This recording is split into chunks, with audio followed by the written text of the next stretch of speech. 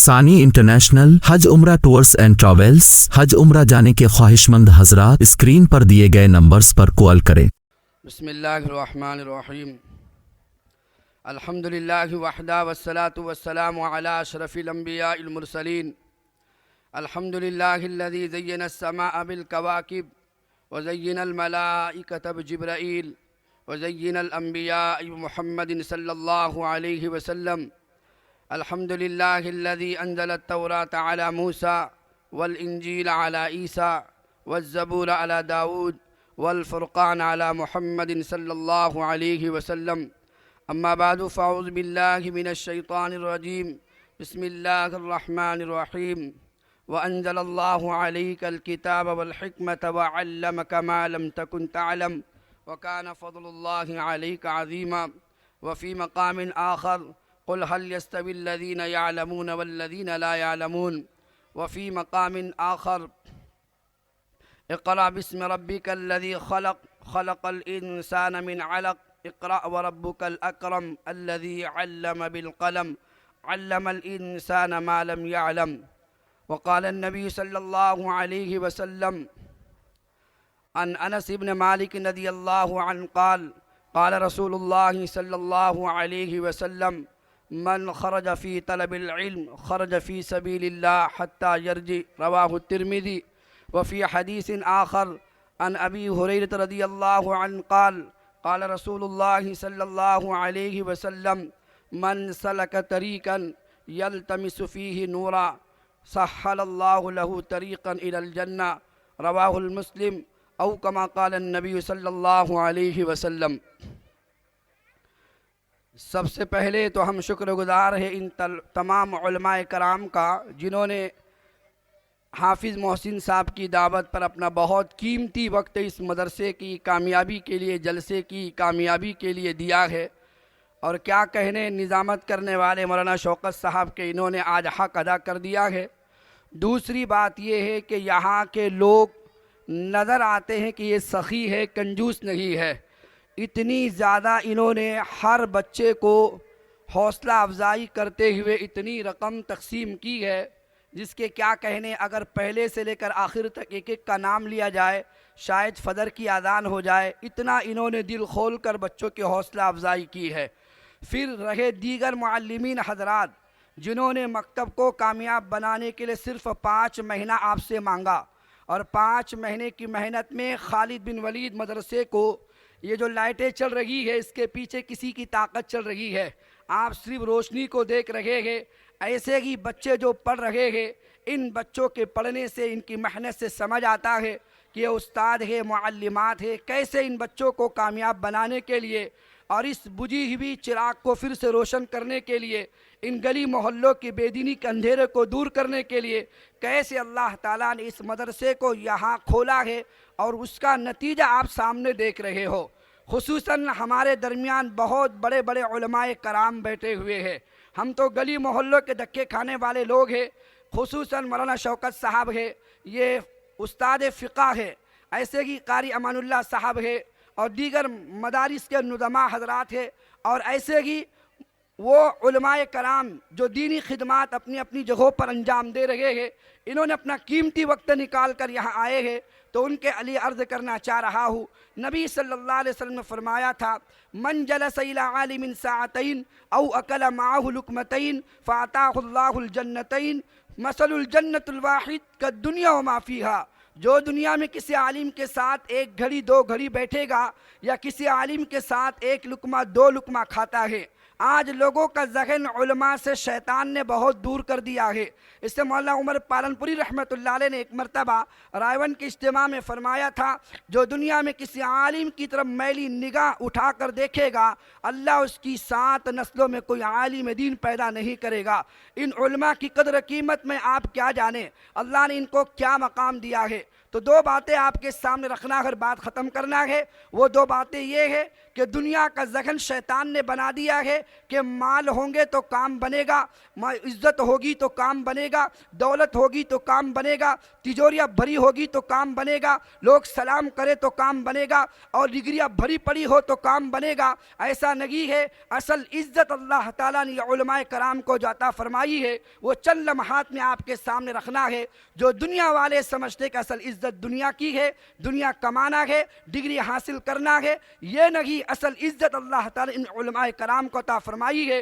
نبی فرما رہے من جلس الی عالم ساعتین او اکل معه لقمتین فاعطاه اللہ الجنتین مثل الجنت الواحد کالدنیا وما فیہا۔ جو دنیا میں کسی عالم کے ساتھ ایک گھڑی دو گھڑی بیٹھتا ہے، ایک لقمہ دو لقمہ اس کے ساتھ بیٹھ کے کھاتا ہے، اس محبت کرنے کی بنیاد پر اللہ فرما رہے ہیں اس کھانے والے شخص کو، یا نبی صلی اللہ علیہ وسلم فرما رہے ہیں اس عالم کی صحبت اختیار کرنے والے شخص کو فَأَعْطَاهُ اللَّهُ الْجَنَّتَيْنِ، اللہ دو جنت ایسی عطا فرما دیتے ہیں، مثل الجنت الواحد کالدنیا وما فیہا، صرف اس کی ایک جنت میں ساتوں زمین ساتوں آسمان سما جائیں گے۔ جو کسی عالم سے محبت کرتے ہوئے اس کے ساتھ دیتا ہے یا اس کے ساتھ رہتا ہے، تو میں آپ ان علماء کے مقام کو کیا بتا سکتے ہیں اور کیا جان سکتے ہیں۔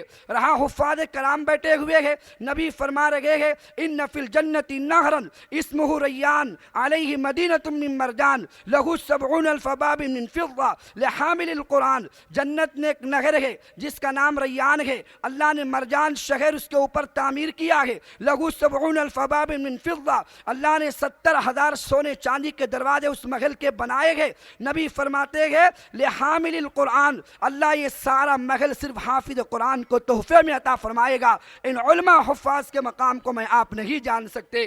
جو شیطان نے ذہن بنا دیا ہے کہ دنیا کمائیں گے تو کام بنے گا، بچہ ڈاکٹر بنے تو زندگی لگژری لائف بنے گی، بچہ انجینئر بن جائے تو زندگی اچھی بن جائے گی، اس سے مکاتب اور مدارس کی طرف رجحان لوگوں کا کم ہو گیا ہے۔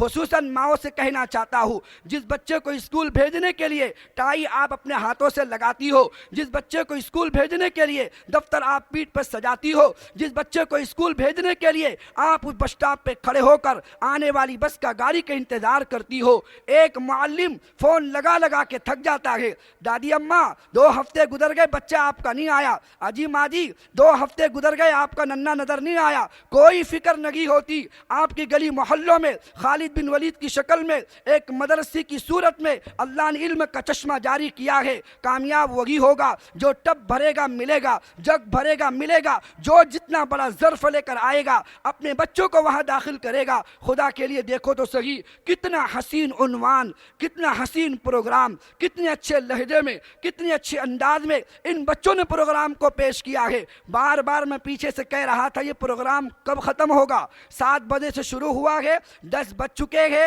تقریباً 2.5 گھنٹے 3 گھنٹے تقریباً پروگرام آپ کا چل رہا ہے، تب بھی بچوں کا پروگرام ختم نہیں ہو رہا۔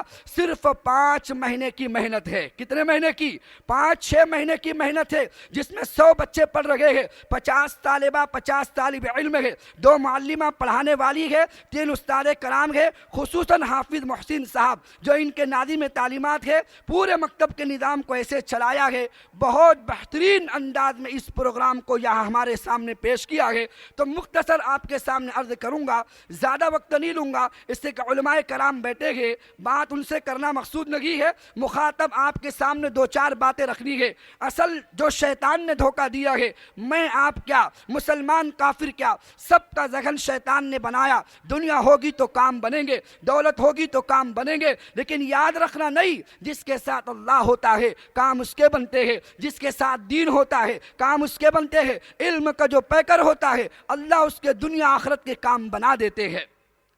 کتنی محنتوں سے علم مجھے آپ تک پہنچا ہوا ہے، مجھے آپ کو اس کی خبر ہی نہیں ہے، لہذا جو ذہن میرا آپ کا شیطان نے بنایا، اگر بچہ حافظ بن گیا کمائی 8,000 کی ہوگی، بچہ اگر عالم بن گیا بہت سے بہت 10,000 کمائے گا، اس کی زندگی کیسے گزرے گی؟ اس کو سوچ کر آپ کا رجحان مکاتب مدارس سے ہٹ کر وہ چل پڑا ہے دنیا کی یونیورسٹیوں کی طرف۔ یاد رکھنا اس میں بہت سارے مستری بیٹھے ہوئے ہیں، اینٹیں اللہ نے آپ کے سامنے رکھی ہے، جوڑ جوڑ کے پیسے آپ کماتے ہو کہ نہیں کماتے ہو؟ اس میں کوئی دردی بیٹھا ہوگا، کپڑے اللہ نے آپ کے سامنے رکھے ہیں، جوڑ جوڑ کے پیسے آپ کماتے نہیں کماتے؟ اس میں کوئی نجار بیٹھا ہوگا، لکڑی اللہ نے آپ کے سامنے رکھی ہے، وہ جوڑ جوڑ کے پیسے کماتا نہیں کماتا؟ اس میں کوئی لوہار بیٹھا ہوگا جس کے سامنے لوہا اللہ نے رکھا ہے، وہ جوڑ جوڑ کے پیسے کماتا نہیں کماتا؟ جس کے سامنے اینٹیں رکھے مستری پیسے کما لیتا ہے، جس کے سامنے کپڑا رکھے دردی پیسے کما لیتا ہے، جس کے سامنے لوہا رکھے لوہار پیسے کما لیتا ہے، جس کے سامنے اللہ لکڑیاں رکھ دے وہ نجار پیسے کما لیتا ہے، تو کیا خیال ہے آپ کا جس کے سینے میں اللہ اپنے قرآن کو اتار دے، اللہ اس حافظ قرآن کو بھوکا کیسے مار سکتا ہے؟ وہ کیسے بھوکا رہ سکتا ہے؟ لہذا عرض کرنا چاہ رہا ہوں، اصل عزت دنیا کی عزت نہیں ہے، آپ کی عزت موت کی شام پر ختم ہوگی۔ گھڑی والا، گاڑی والا، بنگلے والا، عہدے والا، خدا کی قسم موت کا جھٹکا لگے گا، یہ والا چھوٹ جائے گا۔ اگر یہ حافظ قرآن ہو، تم نے بچے کو بنایا، دیندار بنایا ہے، شوق سے بناؤ، پڑھاؤ، جو بنانا ہے بناؤ، لیکن سب سے پہلے اس کو مسلمان تو بناؤ کہ اس کی زندگی کے علم اس کو ہو کہ اس کو زندگی کیسے گزارنی چاہیے۔ تو میں عرض کرنا چاہ رہا ہوں، اصل عزت اللہ نے علم میں رکھی ہوئی ہے، نہ کہ دنیا کی چیزوں میں۔ دنیا کے بڑا سے بڑا پائلٹ کیوں نہ ہو، ایک وقت آتا ہے حکومت اس کو ریٹائر کر دیتی ہے۔ دنیا کا بڑے سے بڑا عہدے والا کیوں نہ ہو، ایک وقت آتا ہے ٹیچر سے اس کو فراغت دے دی جاتی ہے۔ کوئی پولیس آفیسر کیوں نہ ہو، اس کو ریٹائر کر دیا جاتا ہے۔ کیوں؟ اس لیے کہ اب یہ بوڑھا ہو گیا ہے، اس کا دماغ کام کرنا بند کر چکا ہے۔ لیکن ایک عالم دین جتنا بوڑھا ہوتا چلا جاتا ہے اس کا علم اتنا گہرا ہوتا چلا جاتا ہے، اس کی عزت اتنی بڑھتی چلی جاتی ہے۔ لوگ یہ دنیا کی چیزوں کی عزت سمجھتے ہیں، لیکن خدا را یہ اصل عزت نہیں ہے۔ اصل عزت اللہ تعالیٰ نے ان علماء کرام کو عطا فرمائی ہے، ان دینداروں کو اللہ نے عطا فرمائی ہے کہ کیسی عزتوں سے اللہ تعالیٰ نے ان کو نوازا ہوا ہے جس کو میں آپ سمجھ ہی نہیں رہے، اور دنیا کی چیزوں کو میں آپ عزت سمجھتے ہیں۔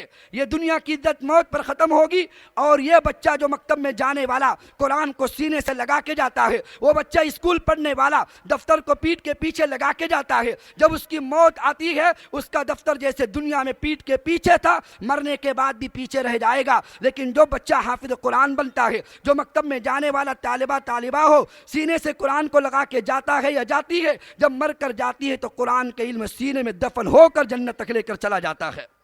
لہذا اصل عزت، اصل کامیابی جو آپ کے سامنے رکھنی ہے وہ علم والوں کو اللہ تعالیٰ نے عطا فرمائی ہے۔ اللہ نے کیا علم اللہ نے عطا فرمایا؟ سنن ابی داؤد کی روایت ہے، دمشق کی جامع مسجد کے ابو دردہ صحابی بیٹھے ہوئے ہیں، ایک صحابی فرماتے ہیں، ایک تابعی فرماتے ہیں، کثیر ابن قیس رحمت اللہ علیہ فرماتے ہیں، میں بیٹھا ہوا تھا، میں نے تھوڑی دیر کے بعد دیکھا ایک مدینے سے چل کر مسافر آتا ہے، وہ پوچھ رہا ہے کہ ابو دردہ کہاں ہے؟ لہذا بتایا گیا ابو دردہ بیٹھے ہوئے ہیں۔ وہ قریب آتا ہے، کہا کہ ایک حدیث میں نے سنی ہے، وہ آپ کو پتا ہے، وہ حدیث مجھے آپ سنا دو، وہ حدیث سننے کے لیے آیا ہوں۔ ابو دردہ نے کہا کوئی اور مقصد نہیں ہے؟ کہا کہ خدا کی قسم کوئی مقصد یہاں نہیں ہے، صرف مدینے کا سفر میں طے کر کے جو آیا ہوں، صرف ایک حدیث کو لینے کے لیے آیا ہوں۔ ابو دردہ حدیث سنا رہے ہیں، مدینے کا سفر دمشق کیا ہے صرف نبی کے ایک حدیث کو معلوم کرنے کے لیے۔ اس میں بخاری پڑھانے والے استاد محترم بیٹھے ہوگے، استاد بخاری، امام بخاری رحمت اللہ علیہ متوفی 256 ہجری کے مصنف ہے، محمد ابن اسماعیل امام بخاری رحمت اللہ بخاری باب قائم کرتے ہیں، باب الرحلہ، جابر ابن عبداللہ رضی اللہ عنہ ان عبداللہ ابن انیس فی حدیث واحد، ایک حدیث کے لیے جابر ابن عبداللہ چلتے ہیں، مدینے سے چلتے چلتے سفر طے کر رہے ہیں، اور وہ جا رہے ہیں ملک شام کے علاقے کے اندر۔ ایک مہینے کا سفر طے کیا ہے، سواری آج کی طرح نہیں ہے پلین میں بیٹھو اورنگ آباد سے 4 گھنٹے میں فلائٹ آپ کی جدہ میں اتر جاتی ہے، ایسا نہیں ہے۔ وہ مہینوں کا سفر طے کر کے ایک مہینے کا سفر طے کرتے کرتے چلے ہیں، اور مدینے سے چل کے ملک شام پہنچے ہوئے ہیں۔ جابر بن عبداللہ نے پوچھا عبداللہ بن انیس کہاں ہے؟ لوگوں نے کہا دوپہر کا وقت ہے، قیلولہ کر رہے ہوگے، دروازے کے سامنے کھڑے ہوتے ہیں، اونٹنی پر وہ سوار ہے، قریب جانے کے بعد کوئی کہتا اونٹنی سے اتر جاؤ. کہا کہ نانا میں تو ایک حدیث وہ جو براہ راست جابر کہہ رہے ہیں عبداللہ بن انیس نے براہ راست جو حدیث نبی سے سنی ہے اس وقت میں نبی کی مجلس میں نہیں تھا, وہ حدیث کا علم مجھے نہیں ہے, وہ حدیث میرے پاس ندارت ہے, اس حدیث کے علم کو لینے کے لیے میں مدینے سے چل پڑا ہوں, جس مقصد کے لیے آیا ہوں تو میں اونٹنی سے نیچے اترنا گوارا نہیں کرتا, مجھے صرف وہ حدیث چاہیے. لہذا عبداللہ بن انیس نکلتے گھبرا کر کہ نبی کا اتنا بڑا صحابی جابر بن عبداللہ وہ چل کر مدینے سے آیا ہے نبی کی حدیث معلوم کرنے کے لیے. کہا کہ مہمان نوازی میری آپ قبول کرے, گھر چلے, آپ کے قدم بوسی میرے در پر ہو. انہوں نے کہا کہ نہیں, میں جس مقصد کے لیے آیا ہوں کہ ایک حدیث جو آپ کے پاس ہے وہ حدیث مجھے سکھا دو. وہ زمین پر کھڑے ہیں, یہ اونٹنی پر بیٹھے ہیں, جابر بن عبداللہ اونٹنی پر سوار ہے, عبداللہ بن انیس نیچے سے حدیث پڑھ رہے ہیں. انہوں نے حدیث سنی, شکریہ ادا کیا, وہی سے اونٹنی سے لوٹ رہے ہیں. 1 مہینے کا سفر طے کیا ہے صرف ایک حدیث کو معلوم کرنے کے لیے. میں کیا آپ کو بتاؤں, یہ علم جو دریا کی طرح آپ کی گلی محلوں میں بہ رہا ہے, جو آپ لینے کو تیار نہیں ہے, جو رجحان اسکول کالج کا بنا ہوا ہے, وہ رجحان میرا آپ کا اپنے بچوں کا مکاتب مدارس کی طرف کیوں نہیں بناتے؟ کیوں اس کی کوشش نہیں کرتے کہ میرا بچہ بھی وہ آگے چل کے رہبر بنے, امت کا امام بن سکے؟ اس کے لیے سب سے ضروری ہے ان معصوم بچوں کو مکاتب اور مدارس کی طرف رجحان کرنا. اس لیے کتاب المعارفہ انواع و اقسام الحدیث 52 احادیث کے اس میں باب قائم کیے گئے ہیں. پہلے باب میں انواع الاول, نوع الاول میں پہلے باب میں وہ باب قائم کر رہے ہیں جس کے تحت واقعہ لاتے ہیں. ابو ایوب انصاری رضی اللہ عنہ صحابی ہے, ضعیف صحابی ہے, انہیں پتا چلا مصر میں صحابی ہے عقبہ بن عامر رضی اللہ عنہ, جن کو ایک حدیث پتا ہے, جس کے در میں جس کے گھر پہ محمد مصطفیٰ آرام کیا کرتے تھے. ابو ایوب انصاری کو وہ حدیث کا علم نہیں ہے, وہ حدیث مقام پر رہ کے نہ سیکھ سکے, نبی کی حدیث ان تک نہ پہنچ سکی. اس حدیث کو ضبط کرنے کے لیے, اس حدیث کو لینے کے لیے, اس کو اخذ کرنے کے لیے مدینے سے سفر طے کرتے ہیں اور مصر پہنچ رہے ہیں. اور مصر جانے کے بعد وہاں پہنچتے ہیں تو نماز کا وقت ہو چکا ہے, مسجد میں داخل ہو رہے ہیں, نماز ادا کی, لوگوں سے پوچھا عقبہ بن عامر کہاں ہے, کہا کہ ان کا درس چل رہا ہوگا. لہذا ان کو خبر دی گئی, وہ دوڑتے ہوئے آئے, جب تک اس سواری پر سوار ہو چکے تھے. کہا کہ عبداللہ عقبہ بن عامر کہنے لگے تم آئے ہو تو میرے گھر پر تو چلے. کہاں مدینہ, اور یہ جو چلے تھے تو 3 مہینے کا سفر جانا تھا, 3 مہینے کا سفر آنا تھا. وہاں کھڑے ہوئے عقبہ بن عامر سے ایک حدیث سنی ہے, اس حدیث کو سن کر زمین پر اترے بغیر ابو ایوب انصاری و ضعیف صحابی واپس مدینے کی طرف لوٹ رہے ہیں. میں آپ سے عرض کرنا چاہ رہا ہوں, علم مجھ تک آپ تک کیسے پہنچا ہوا ہے, کیسے علم جس کو میں آپ دل پر نہیں لے رہے, جس کو میں آپ تعلیم کی طرف بچوں کا رجحان نہیں کر رہے, کیسے تکالیف مشقتوں کے ساتھ مجھ تک آپ تک پہنچا ہوا ہے. تذکرۃ الحفاظ امام ذہبی رحمۃ اللہ علیہ متوفی 748 ہجری کے مصنف ہے, اپنی کتاب تذکرۃ الحفاظ میں لکھتے ہیں, نام محمد بن طاہر قدسی رحمۃ اللہ علیہ ہے. اتنی کتابوں کا ذخیرہ لے کر چلتے تھے کہ ایسی بیماری لاحق ہو گئی, میں یہاں بیان میں آپ کے سامنے نہیں رکھ سکتا. کتابوں کی وزن کی وجہ سے بیماری لاحق ہو گئی, لیکن اپنا علمی سفر انہوں نے چھوڑا نہیں ہے. ایسے ہی تذکرۃ الحفاظ میں امام ذہبی رحمۃ اللہ علیہ فرماتے ہیں, محمد بن عبد الواحد اصفہانی رحمۃ اللہ علیہ, ان کا انتقال 516 ہجری میں ہوا ہے. یہ علمی سفر کے لیے 120 ملکوں کا سفر طے کیا ہے. کتنے؟ 120 ملک میں گنا بھی نہیں سکتا. تذکرۃ الحفاظ آپ دیکھو, اس میں آپ کو پتا چلے گا کہاں کہاں علم حاصل کرنے کے لیے پہنچے ہوئے ہیں, اللہ نے ان کو کہاں سے کہاں پہنچا دیا علم حاصل کرنے کے لیے. امام حجاج بن شاعر ثقفی رحمت اللہ علیہ اسی تذکرۃ الحفاظ میں امام ذہبی رحمت اللہ علیہ فرماتے ہیں, ماں سے کہا علم دین حاصل کرنے کے لیے جانا چاہتا ہوں. ماں نے کہا بیٹا میں غریب ہوں, ہاں توشہ میں تجھے انتظام کرتی ہوں. ماں نے 100 روٹیاں بنا کے دی, 100 روٹیاں حجاج بن شاعر ثقفی رحمت اللہ علیہ کو ماں نے تیار کر کے دی ہے، انہوں نے اپنی چمڑے کی تھیلی میں رکھا ہے، سفر طے کر رہے ہیں، سفر طے کرتے کرتے چل پڑے ہیں۔ جب 100ویں روٹی کھانے کا نمبر آیا، روز کیا کرتے تھے؟ دوپہر کے وقت روٹی پانی میں بھگو لیتے، وہی روٹی کھا لیتے۔ ایک دن میں ایک روٹی، صبح سے شام تک سفر کر رہے ہیں، حدیث کو تلاش کر رہے ہیں، ملکوں کی خاک چھان رہے ہیں، ورق گردانی کر رہے ہیں، نبی کے حدیث کو ضبط کر رہے ہیں، نبی کے حدیث کا املا کر رہے ہیں، پوری زندگی چل رہے ہیں۔ لیکن چلتے چلتے 100واں دن جب آیا ہے تو سوچو تو صحیح، 3 مہینے پہلے کی روٹی باس مارتی ہے کہ نہیں مارتی ہے؟ 3 مہینے پہلے جو روٹی ماں نے بنائی ہے اس کو بھگو کر کھا رہے ہیں، رو رہے ہیں کہ میرا توشہ ختم ہو رہا ہے، مجھے ہر حال میں گھر لوٹنا پڑے گا، کہ توشہ ختم ہو رہا ہے۔ ایسی مشقتوں کے ذریعے سے یہ علم حدیث مجھ تک آپ تک پہنچا ہے۔ امام ابو زرعہ رحمت اللہ علیہ 264 ہجری کے مصنف ہے، امام ذہبی رحمت اللہ علیہ 748 ہجری کے مصنف ہے، امام ابو حاتم رازی رحمت اللہ علیہ وہ بھی 264 ہجری کے مصنف ہے۔ پیدل طے کیا ہے، 3 کلومیٹر کا ایک فرسخ ہوتا ہے، کتنے کلومیٹر ہو گئے؟ 3000 کلومیٹر کا سفر پیدل طے کر رہے ہیں۔ نکلے گئے 213 ہجری سے، پہنچے گئے 8 سال کے بعد 221 ہجری کے بعد۔ ایسا اللہ تعالیٰ نے علم ہم تک آپ تک پہنچایا ہوا ہے۔ شاید آپ کے سروں سے اوپر بات نکل رہی ہو، لیکن میں آپ کو بتانا چاہ رہا ہوں، جس علم کو بچے توتلی زبانوں سے بیان کر رہے ہیں، خدا کی قسم یہ بڑی محنتوں سے مجھ تک آپ تک پہنچا ہوا ہے۔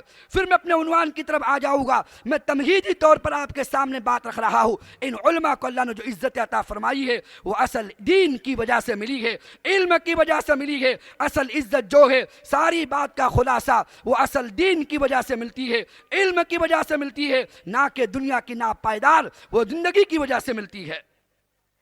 یہی امام ابو حاتم رازی رحمت اللہ علیہ کے تعلق سے بیٹا عبد الرحمن لکھتا ہے کہ میرے والد نے 1000 فرسخ 3000 میل کا سفر طے کیا ہے، کلومیٹر کا سفر طے کیا۔ ایک مرتبہ میرے والد صاحب کے ساتھ امام زہر رحمت اللہ علیہ، دوسرے امام نیساپوری رحمت اللہ علیہ، تیسرے میرے والد ابو حاتم رازی رحمت اللہ علیہ پیدل چل پڑے گئے سفر علم دین کا حاصل کرنے کے لیے۔ وقت کا توشہ ختم ہو گیا، راستے میں ایک دن گزر گیا، صبح سے شام تک بھوکے چلتے رہے، دوسرا دن گزر گیا، صبح سے شام تک بھوکے چلتے رہے، تیسرا دن گزر رہا ہے تو سب سے پہلے امام ابو حاتم رازی رحمت اللہ علیہ بے ہوش ہو کے زمین پہ گر گئے۔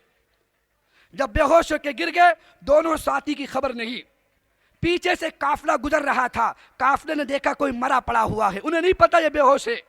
قافلے والوں نے سوچا وہ مسلمان ہے، چہرے پر داڑھی ہے اور یہ کوئی عالم دین لگتا ہے، کیوں اس کے جنازے میں ہم شامل نہ ہو جائے۔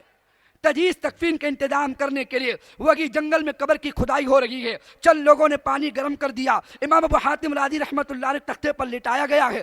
گرم پانی جب غسل دینے کے لیے امام ابو حاتم رازی کے جسم پہ ڈالا گیا تب ان کی آنکھیں کھلی۔ وہ بے ہوش ہوئے تھے بھوک کی وجہ سے۔ کیوں بے ہوش ہوئے تھے؟ بھوک کی وجہ سے۔ علماء سے پوچھو، آج تک کسی عالم نے زیادہ فائدے کھانے کے بارے میں کتاب نہیں لکھی ہے؟ لکھی ہے کوئی کتاب؟ زیادہ کھانے کے فائدے کوئی کتاب آپ کی نظر میں آئی ہے؟ ہاں، بھوک کے تعلق سے کتابیں آپ کو ملے گی۔ ابن ابی دنیا رحمت اللہ علیہ متوفی 281 ہجری کے مصنف ہے، کتاب الجو انہوں نے لکھی ہوئی ہے۔ اور امام غزالی رحمت اللہ علیہ متوفی 505 ہجری انہوں نے بھی کتاب الجو لکھی ہوئی ہے۔ امام ذہبی رحمت اللہ علیہ متوفی 748 ہجری انہوں نے بھی کتاب الجو بھوک کے بارے میں کتابیں لکھی ہے، لیکن کسی نے زیادہ کھانے کے بارے میں آج تک کوئی کتاب نہیں لکھی۔ یہ بھوک کی وجہ سے بے ہوش ہوئے ہیں۔ جب ہوش میں آیا تو لوگ ڈر کے بھاگ گئے کہ مردہ زندہ ہو گیا۔ او بھائی، میں مرا نہیں تھا، بھوک کی وجہ سے بے ہوش ہوا تھا۔ لوگ قریب آئے، کہا کہ میرے دونوں ساتھی کہاں ہیں؟ کہا کہ ہمیں نہیں پتا۔ کہا کہ تلاش کرو، یہی کہیں ہوگے۔ تلاش کیا گیا، ایک طرف امام زہر پڑے ہوئے ہیں، ایک طرف امام نیساپوری رحمت اللہ علیہ پڑے ہوئے ہیں، ان کو بھی ہوش میں لایا گیا۔ تو میں عرض کرنا چاہ رہا ہوں، اصل عزت اللہ تعالیٰ نے ان علماء کو عطا فرمائی ہے۔ ایسے ہی علم کی محنت کے لیے کیسی جتن، کیسی قربانیاں، کیسے اسفار ان علماء کرام نے صحیح علم مجھ تک آپ تک پہنچے۔ ان لوگوں نے مجھ تک آپ تک پہنچانے کے لیے، علم حاصل کرنے کے لمبے لمبے سفر طے کیے ہیں، ایسے قربانیاں دی ہے۔ امام حمید بن یعیش رحمت اللہ علیہ ہے، امام حمید بن یعیش رحمت اللہ علیہ، ان کے اس یہ استاد ہے امام بخاری رحمۃ اللہ علیہ کے، استاد ہے امام مسلم رحمۃ اللہ علیہ کے۔ حمید بن یعیش فرماتے ہیں اکلت 30 سنۃ ما اکلت بیدی، 30 سال میں نے کھانا کھایا لیکن اپنے ہاتھ سے کبھی نہ کھایا۔ وکانت اختی تلقمنی وانا اکتب، سمجھ میں آ رہا ہے آپ کے کہ 30 سال تک میں کتابوں کا مطالعہ کرتا رہا لیکن مجھے فرصت نہیں ملتی میں کھانا کھاؤں۔ میری ہمشیرہ، میری بہن پاس بیٹھی ہوتی، میری بہن مجھے کھانا کھلا رہی ہوتی ہے۔ جس دن بہن نہ ہوتی اس دن میں صبح سے شام تک بھوکا رہتا لیکن کھانے کی طرف میرا دھیان نہ جاتا۔ اللہ نے وہ علم ان علماء کرام کے ذریعے سے مجھ تک آپ تک پہنچایا۔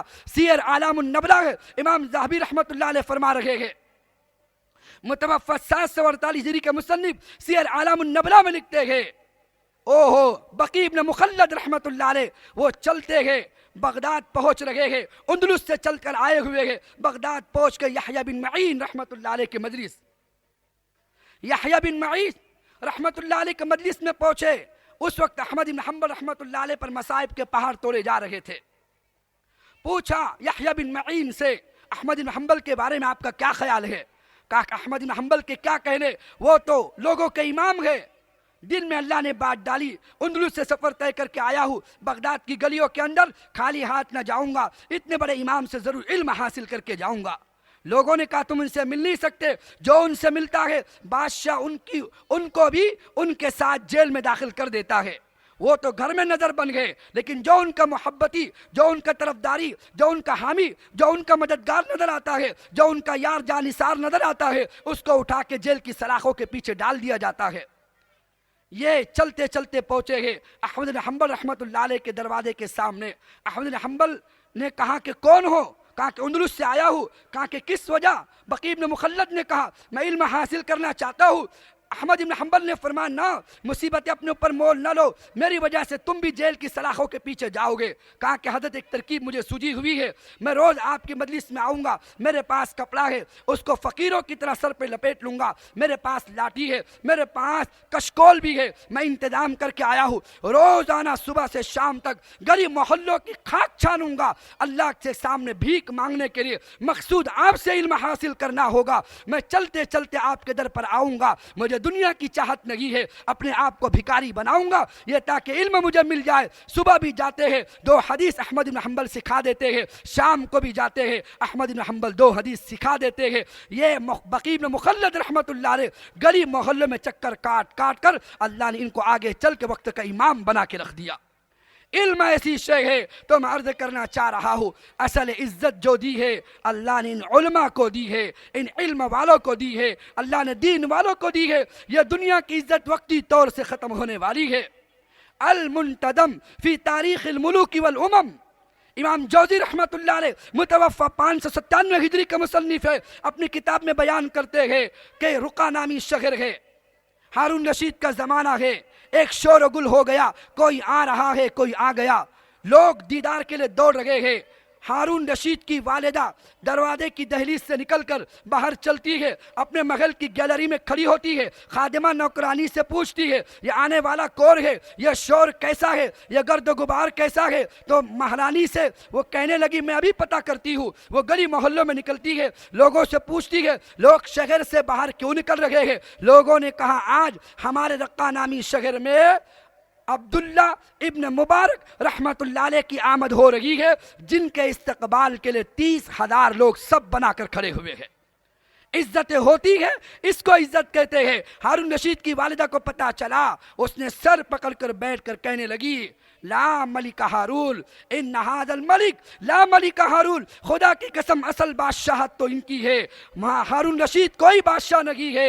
الذی لا یجتمع الناس الا بصوت واعوان، وہ کہنے لگی ہارون رشید اپنے مجمع کو پیسے دے کر جمع کرتا ہے، جو کھوپڑیوں پر حکومت کرتا ہے، یہ دلوں پر حکومت کرنے والے اصل میں یہی وقت کے بادشاہ ہے۔ جو عزت اللہ تعالیٰ انہیں عطا فرما رہے ہیں، تو میں آپ سے کیا کہوں، اللہ یہ علم کے ذریعے سے غلاموں کو کہاں سے کہاں پہنچا دیتا ہے۔ یہی سیر اعلام النبلہ ہے، امام ذہبی رحمت اللہ علیہ فرما رہے ہیں، متوفی 748 ہجری کے مصنف لکھتے ہیں عبد الملک بن مروان چل کر جاتا ہے امام زہری کے پاس، کہا کہ یہ بتاؤ دنیا میں لوگ عالموں کی عزت کرتے ہیں یا وقت کے بادشاہوں کی عزت کرتے ہیں؟ مکہ شہر میں بڑے بڑے دولت والے ہیں، بتاؤ مکہ شہر میں سب سے زیادہ عزت کس کی ہے؟ امام زہری رحمت اللہ علیہ نے فرمایا مکہ میں سب سے زیادہ عزت عطا ابن ربا رحمت اللہ علیہ کی ہے۔ کہا کہ وہ کون ہے؟ بہت بڑے محدث ہے۔ پوچھا وہ آزاد ہے کہ غلام ہے؟ کہا کہ نہیں، وہ غلام ہے، ان کے والد بھی غلام ہے۔ انہوں نے بات کاٹی۔ عبد الملک بن مروان نے کہا یہ بتاؤ یمن کے لوگ سب سے زیادہ عزت کس کی کرتے ہیں؟ انہوں نے کہا طاؤس ابن کیسان رحمت اللہ علیہ کی سب سے زیادہ لوگ عزت کرتے ہیں۔ پوچھا وہ آزاد ہے کہ غلام ہے؟ کہا کہ نہ، وہ غلام ہے، آزاد نہیں ہے۔ پوچھا یہ تو بتاؤ ملک شام کے لوگ وقت کے بادشاہ کی عزت کرتے ہیں یا علماء کی عزت کرتے ہیں؟ کہا کہ نہیں، ملک شام میں اصل عزت جو ہے وہ مکحول شامی رحمت اللہ علیہ کی عزت ہے۔ سب سے زیادہ عزت علماء کی، انہی سے لوگ متوجہ ہوتے ہیں، انہی سے اپنے زندگی کے مسائل حل کرتے ہیں۔ وہ پریشان ہو گیا، یہ غلام زادے ساری دنیا ان کی عزت کر رہی ہے، وقت کے بادشاہ کی کوئی عزت نہیں کرتا۔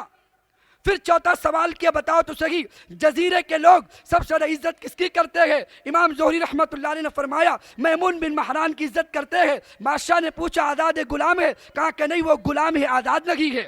پھر کہاں بتاؤ تو صحیح، خراسان کے لوگ سب سے زیادہ عزت کس کی کرتے ہیں؟ امام زہری نے کہا ضحاک ابن مزاحم رحمت اللہ علیہ کی کرتے ہیں۔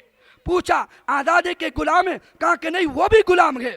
کہا کہ یہ بتاؤ بصرہ کے لوگ عزت دنیا والوں کی کرتے ہیں یا کسی عالم کی کرتے ہیں؟ کہا کہ بصرہ کے سارے لوگ حسن بصری رحمت اللہ علیہ کی عزت کرتے ہیں۔ کہا کہ آزاد کے غلام ہے؟ کہا کہ نہیں، وہ بھی غلام ہے، غلام زادہ ہے۔ کہا کہ یہ بتاؤ کوفہ کے لوگ عزت سب سے زیادہ کس کی کرتے ہیں؟ کہا کہ سب سے زیادہ عزت ابراہیم نخعی رحمت اللہ علیہ کی کرتے ہیں۔ بادشاہ نے پوچھا آزاد کے غلام ہے؟ کہا کہ نہیں، وہ آزاد ہے۔ کہا شکر ہے تو نے کسی کا آزاد تو نام لیا، مجھے لگ رہا تھا یہ علم کے ذریعے سے کہ علماء ساری دنیا پر حکمرانی نہ کر لے۔ علم سے اللہ نے ایسی عزتیں نصیب فرمائی۔ پھر پوچھا کس وجہ سے؟ امام جوہری نے فرمایا انما هو دین من حفظه سادہ ومن ضيعه سقط۔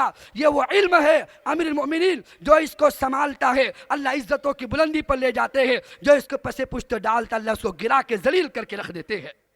تو میں آپ کے سامنے کیا رکھوں مختصر وقت کے اندر، پہلے ہی بچوں نے بہت بہترین انداز میں لیکن بتانا چاہتا ہوں جو آپ کے سروں پہ آج بیٹھے ہیں، ان علماء نے کتنی قربانیوں کے ذریعے سے اپنے آپ کو یہاں تک پہنچایا ہے۔ اگر ان بچوں کو آپ چاہتے ہو کہ لوگ مسلح پر آگے بڑھائے، اگر آپ چاہتے ہو کہ گلی سے گزرنے ہو بڑے سے بڑا سیٹ، کوئی سیٹ گزرے کھڑے ہو کر سلام نہیں کرے گا، لیکن حافظ قرآن گزرتا ہے، وہ سائیکل پہ چل رہا ہو یا پیدل چل رہا ہو، سیٹ صاحب بھی حافظ قرآن کو، عالم دین کو سلام کرنا فخر سمجھتا ہے کہ نہیں سمجھتا ہے؟ اللہ نے وہ عزتیں علم کے ذریعے سے ان کے سینوں میں، دلوں میں اللہ نے داخل فرمائی ہے۔ تو دوست عرض کرنا چاہ رہا ہوں یہی علم ہے جو انسان کو بلندی پر لے جاتا ہے۔ ہم کوشش کر کے دیکھیں اپنے بچوں کو، اپنے مکاتب کو جاندار بنانے کے لیے سب سے ضروری ہے جہاں دنیا کی تعلیم کی میں آپ فکر کر رہے ہیں، وہی فکر میری آپ کی ہونی چاہیے کہ ان کی فکر ہو کہ ان کا رجحان بھی آخرت کی طرف، مکاتب کی طرف، مدارس کی طرف کیسے ہو جائے۔ اس لیے یحییٰ بن اقسم رحمت اللہ علیہ فرماتے ہیں مفتاح دار السعادہ، کیسی عزت اللہ تعالیٰ ان علماء کو عطا فرماتے ہیں۔ ہارون رشید کا دربار تھا، یحییٰ بن اقسم رحمت اللہ علیہ بیٹھے ہوئے ہیں۔ یحییٰ بن اقسم سے ہارون رشید نے پوچھا یہ بتاؤ دنیا میں سب سے زیادہ معزز انسان کون ہے؟ عزتوں والا کون ہے؟ تکریم والا کون ہے؟ سب سے زیادہ عزت لوگ کس کی کرتے ہیں؟ یہ جملے سن کر یحییٰ بن اقسم نے کہا آپ امیر المؤمنین ہیں، آپ خلیفۃ المسلمین ہیں، اور آپ بڑے ہیں، وقت کے بادشاہ ہیں، دولت کے آپ کے پاس انبار ہے، سب سے زیادہ عزت اگر کسی کی ہوتی ہے ہارون رشید سے کہا کہ وہ آپ کی عزت ہوتی ہے۔ اوہو، ہارون رشید نے جب جملے سنے تو ہارون رشید نے کہا کہ نہ، یحییٰ بن اقسم سے کہا کہ تم غلط کہتے ہو۔ یحییٰ بن اقسم نے کہا میں صحیح تو کہہ رہا ہوں، اصل عزت وقت کے بادشاہ کی ہے، اموی خلیفہ ہے، ہارون رشید جیسا عادل بادشاہ ہو، سب سے زیادہ عزت آپ کی ہے۔ ہارون رشید نے کہا نہیں، اصل ہماری عزت نہیں ہے۔ علماء جو بیٹھے ہوئے تھے ان علماء کی طرف اشارہ کر کے کہا ہذا خیر منی، हाउलाई खैरुम मिन्नी, ये सब के सब मुझसे बेहतर है। लिअन्न इस्महु मुक्तरिनुम बिस्मि रसूलिल्लाहि सल्लल्लाहु अलैहि वसल्लम ला यमूतु अबदा नहनु नमूतु व नफनी वल उलमाउ बाक़ून। हारून रशीद कहने लगा कि याद रखना हमारी कोई इज्जत नहीं है। इन उलमा जब हदीस को बयान करते हैं, इनका नाम हदीस बयान करने में, नबी की हदीस बयान करते करते सनद में जाके मिल जाता है। क़यामत की शाम तक जब तक नबी का नाम बाकी रहेगा, अल्लाह इन उलमा कराम के नाम को भी क़यामत की शाम तक बाकी रखेंगे। असल इज्जत तो उलमा की वल उलमा बाक़ून। इससे इमाम गज़ाली फरमा करते थे, अन्नासु कुल्लुहुम हलका इल्लल आलिमून वल आलिमून कुल्लुहुम हलका इल्लल आमिलून वल आमिलून कुल्लुहुम हलका इल्लल मुखलिसून वल मुखलिसून अला खतरिन अज़ीम। कि सारे लोग नाकाम हैं सिवाय उलमा के, सारे उलमा नाकाम हैं सिवाय अमल करने वाले के, सारे अमल करने वाले नाकाम हैं सिवाय मुखलिसीन के, और मुखलिसीन बड़े खतरे की घंटी में है।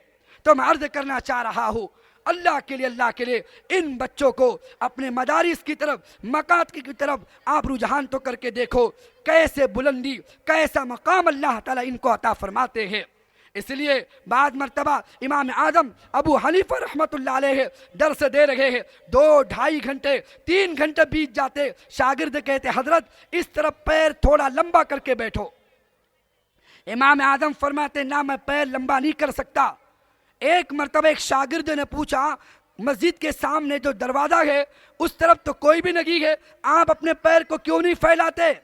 इमाम आज़म ने कहा था, बात असल ये है, जो मस्जिद के सामने गली है, इसकी गली से गुजरने के बाद 7वें नंबर पर जो गली आती है, उस गली में मेरे उस्ताद का मकान है। अगर मैंने यहाँ पैर फैला दिया, अपने उस्ताद की बेअदबी में दाखिल होऊंगा, इसलिए मैं यहाँ पैर फैलाना गवारा नहीं कर सकता। वो मकाम अल्लाह ताला अता फरमाते हैं। एक मर्तबा दर्स दे रहे हैं, किताब लेकर खड़े हो गए, एक बच्चा गली से गुजर रहा था, लोगों ने पूछा वक्त का इमाम क्यों कर खड़ा हो गया? इमाम आज़म अबू हनीफा रहमतुल्लाह ने फरमाया, उस बच्चे को बुलाओ। बच्चे को जब करीब बुलाया गया, माथे पर बोसा देकर कहने लगा, ये मेरे उस्ताद का बच्चा है, जो अदब में अपने उस्ताद का करता हूँ वही अदब में उस्ताद के बच्चे का भी करता हूँ। वो मकाम अल्लाह अता फरमा रहे हैं। इसलिए किताब है, उस किताब में तारीख़ तबरी, माफ़ करना, खतीब तबरेज़ी रहमतुल्लाह अलैह तारीख़ बगदाद में बयान करते हैं कि मामून रशीद का दरबार सजा हुआ है। इमाम फर्रा रहमतुल्लाह अलैह मौजूद है। एक शख्स को लगाया कि जाकर देखो मेरे बच्चे उस्ताद का अदब करते कि नहीं करते। लिहाजा आदमी ने आकर खबर दी कि आपके बच्चों के उस्ताद कमरे में दाखिल हुए, जब मस्जिद जाने लगे तो दोनों आपके बच्चे दौड़े हैं ताकि उनके जूते हासिल करे। एक बच्चे के हाथ में दोनों जूते लग गए तो छोटे ने रोकर कहा, भैया जो इन चप्पलों का अदब करने के बाद तू उस्ताद की दुआएं लेना चाहता है ताकि तुझे भी अल्लाह इल्म नसीब फरमाए, उसका हकदार मैं भी हूँ, क्यों ना एक चप्पल आप मुझे दे दे। ये जुमले सुनकर मामून रशीद रोने लगा, कहा कि खुदा का शुक्र है मेरे बच्चों के दिलों में उल्मा की कदर आ गई है, इसलिए कि कभी इन मेरे बच्चों ने मेरे जूते चप्पल लेने के लिए लड़ाई नहीं लड़ी है। अगर इज्जत होती तो बाप की इज्जत करते, लेकिन असल मकाम इनके निगाह में अगर किसी का है तो उस्ताद मोहतरम की इज्जत है। तो मैं आपके सामने आखिरी बात रखना चाह रहा हूँ, इन अपने बच्चों को रवाना कर कर देखो, अल्लाह इनके सीने में वो कुरान उतार रहा है, वो कलाम उतार रहा है जिसकी हिफाजत की जिम्मेदारी अल्लाह ने क़यामत की शाम तक ले रखी है, जिसके वज़न को, अज़मत को दुनिया इनकार कर रही है। लौ अंज़लना हाज़ल कुरान अला जबल लरअयतहु खाशियम मुतसद्दिअम मिन खश्यतिल्लाह। अल्लाह फरमा रहे हैं, इन्ना अरदना अल-अमानता अला समावाति वल अर्ज़ि वल जिबाल फअबैना अन यहमिलनहा व अशफ़क़नहा व हमलहा अल-इंसान। पहाड़ पर उतारे पहाड़ इनकार करे, ज़मीन पर उतारे ज़मीन इनकार करे, आसमान को कहे आसमान इनकार करे। ये मासूम बच्चे कैसे इसके अज़मत को बर्दाश्त कर लेते हैं? उसकी वाहिद वजह यह है, ये रोशनी है, इसके पीछे जो करंट चल रहा है इसको कोई पकड़ नहीं सकता। लेकिन यही तार अगर चलते चलाते किसी फ्रिज में चले जाए तो क्या वजह है कि अंदर से पानी ठंडा निकलता है, तो क्या वजह है अंदर से लस्सी ठंडी निकलती है, तो क्या वजह है कोई मशरूब ठंडा कैसे हो जाता है? तो पता चला उसके अंदर एक कंपोज़र होता है जो इसकी ताकत को बर्दाश्त करता है और आगे चल के ठंडक को बर्दाश्त करता है, ठंडक में तब्दील करता है। कुरान के अज़मत को, उसके वज़न को, उसके मकाम को दुनिया बर्दाश्त नहीं कर सकती थी। बीच में एक कंपोज़र की शक्ल में मोहम्मद मुस्तफ़ा सल्लल्लाहु علیہ وسلم کا دل تھا. نزل به الروح الامین تنزیل من رب العالمین نزل به الروح الامین علی قلبک. اللہ فرما رہے ہیں اتارنے والا خدا ہے, لانے والا جبرائیل امیر ہے, جس کے دل پہ لا رہا وہ محمد مصطفیٰ صلی اللہ علیہ وسلم ہے. جب نبی کے دل میں آیا ہے تو یہاں سے منتقل ہو کر جو گیا ہے کمپوزر کی شکل میں, تو چھوٹے چھوٹے بچے ان قرآنی آیات کو آسانی سے یاد کر لیتے ہیں. اس لیے آخری بات آپ کے سامنے رکھتا ہوں, یاد رکھنا اللہ نے قرآن کی حفاظت, جو پہلے میں نے آیت پڑھی تھی آپ کے سامنے, دو چیزیں آپ کے سامنے رکھی ہے. اصل عزت یہ دنیا والوں کی نہیں ہے, دنیا کی چیزوں کی نہیں ہے. یہ دنیا کی عزت دولت فنا ہونے والی چیز ہے. اصل عزت اللہ نے علماء کرام کو, علماء دین کو, دین والوں کو اللہ نے عطا فرمائی ہے. تو آخری بات آپ کے سامنے رکھ رہا ہوں, اللہ تعالیٰ نے اس قرآن کو جو ان کے سینوں میں رکھا ہے, کیا خیال ہے آپ کا؟ دنیا کی پرنٹ لاؤ, ساری پرنٹ کو مٹا دو, کوئی قرآن کا ورق باقی نہ ہو. کیا خیال ہے آپ کا؟ سارے مصاحف کو جمع کرو, کہیں چھپا دو, اور کوئی قرآن کا نسخہ نہیں ہے. میرا آپ کا عقیدہ ہے, علماء کی ترجمانی کر رہا ہوں, اللہ کی ذات وہ حفاظت کرنے والی ہے. انہی بچیوں میں کوئی عائشہ پیدا ہوگی, انہی بچیوں میں کوئی خدیجہ کھڑی ہوگی, جس کے بطن سے اگر بچہ دنیا میں آئے گا اللہ حافظ قرآن بنانے پر قادر ہے. اللہ کے لیے کوئی مشکل نہیں ہے, اللہ نے کر کے دکھایا. مولانا الیاس رحمۃ اللہ علیہ کے بڑے بھائی ہے مولانا یحییٰ صاحب رحمۃ اللہ علیہ, ان کی جو والدہ ہے بی بی امت الرحمن, وہ قرآن کی تلاوت کرتی تھی صبح سے شام تک. رمضان کے مبارک مہینے میں 40 پاروں کی تلاوت کرتی تھی, ایک قرآن 10 پاروں کی تلاوت ہوتی تھی. جب مولانا یحییٰ صاحب دنیا میں آئے گئے, آدھے سے زیادہ حفظ ماں کی تلاوت کی وجہ سے ماں کے پیٹ سے حفظ کر کے دنیا میں آ رہے ہیں. اللہ کے لیے کوئی مشکل نہیں ہے, اس کی حفاظت کی ذمہ داری اللہ نے لی ہے. قیامت کی شام تک کتنے کی دجال, کتنے کی فرعون, کتنے کی نمرود کیوں نہ کھڑے ہو جائے, اللہ نے 4 باتوں کی ذمہ داری لے رکھی ہے. قیامت کی شام تک کعبہ کی حفاظت خدا کریں گے, قیامت کی شام تک نبی کی عظمت کی حفاظت خدا کریں گے, قیامت کی شام تک قرآن کی حفاظت خدا کریں گے, قیامت کی شام تک وہ مسلمان جو فجر کی نماز پڑھنے کا عادی ہوگا اس کی عزت کی حفاظت خود خدا کرے گا. شرط یہ ہے کہ ہم ان بچوں کو قرآن کے ذریعے سے آراستہ پیراستہ کرنے کی کوشش کریں. تو میں آخری بات آپ کے سامنے رکھ رہا تھا کہ اللہ نے کیسے حفاظت کی ذمہ داری لی ہے. شان عظمت قرآن کتاب ہے, پیر ذوالفقار صاحب کی لکھی ہوئی کتاب ہے, اس میں واقعہ بیان کرتے, میں آخری بات رکھ رہا ہوں, واقعہ بیان کرتے ہیں. جرمنی کے یونیورسٹی ہے, میونخ یونیورسٹی کے اندر دنیا کے بڑے بڑے صنادید جمع ہوتے ہیں, دنیا کے بڑے بڑے رہنما اور بڑے بڑے پادری اور علماء اور وقت کے امام کھڑے ہوتے ہیں, آپس میں مشورہ کرتے ہیں. ہماری جو بائبل ہے دیکھو تو صحیح وہی ہے جو پہلے نازل ہوئی تھی یا اس میں تبدیلی آ گئی ہے.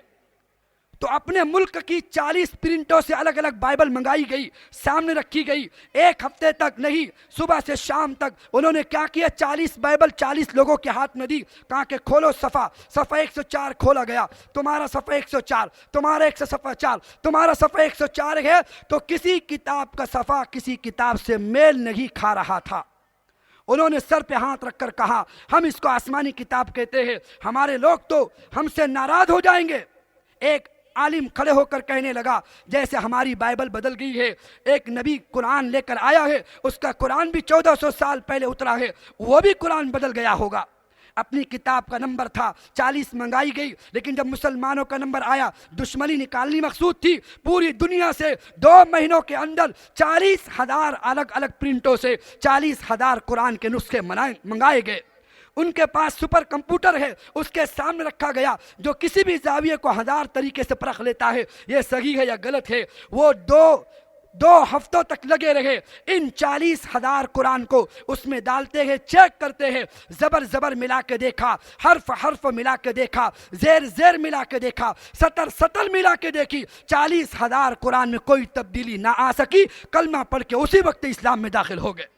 اللہ نے وہ حفاظت کی ذمہ داری لے رکھی ہے. تو زیادہ دیر نہ کرتے ہوئے, وقت بھی بہت ہو گیا ہے, یہ علماء کرام ہم سے زیادہ علم والے ہیں. جو باتیں 2 میں نے آپ کے سامنے رکھی ہے وہ آپ کے سامنے اس لیے رکھی ہے, اصل جو عزت ہے وہ علم کی وجہ سے ہے. ساری بات کا خلاصہ, دنیا کی عزت چھوٹ جائے گی. کیا خیال ہے آپ کا؟ آپ کا بچہ تراویح پڑھے, دل کو سکون ملتا ہے کہ نہیں ملتا ہے؟ آپ کا بچہ خطیب بنے, دل کو سکون ملتا ہے کہ نہیں ملتا ہے؟ آپ کے ننھے منھے بچے یہاں پر قرآن کی مختصر آیات آیات پڑھ رہے تھے آپ رقمیں لٹا لٹا کے نہیں تھک رہے تھے، اتنا آپ نے لٹایا ہے۔ اللہ آپ کو خوب خوب جزائے خیر عطا فرمائے۔ خصوصاً حافظ محسن صاحب ہے، ان کے جو رفقا ہے، معلمہ حضرات ہے، پڑھنے والی طلبہ طالبات ہے، ان کے محسنین ہے جو یہاں خدمت دے رہے ہیں، یہ جو سجایا گیا ہے بڑے جلسے کی طرح انتظام کیا گیا ہے۔